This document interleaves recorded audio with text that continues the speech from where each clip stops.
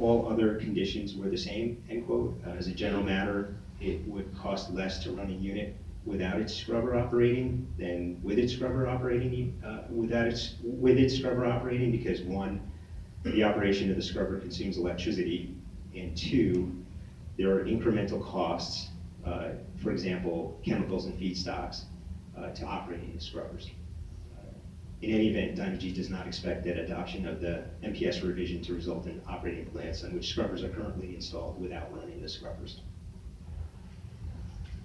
And I'm not sure if we covered this ground yet, so I apologize, but very quickly, is the reason that Duck Creek is more expensive to operate than most of the plant that it is scrubbed and it's running, there's a scrubber running there?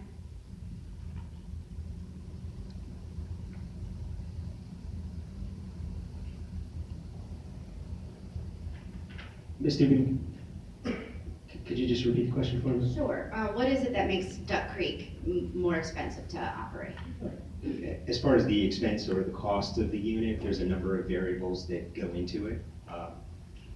Operation of the scrubber, environmental controls is one of them.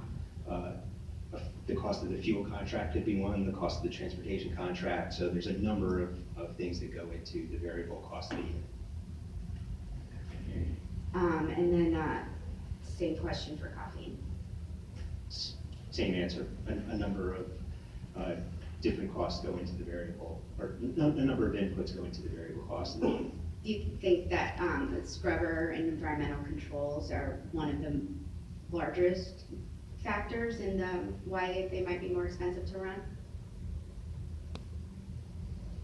I don't think the cost of the scrubbers is a, your term was major, was it major or significant? I guess, could you repeat that? why is it that Duck Creek and caffeine are so much, that are more expensive to run than the other plants? As far on the expense side, it's generally the cost of the emissions controls, but it could also be other things like their fuel costs relative to, fuel and transportation relative to the other plants. Thank you.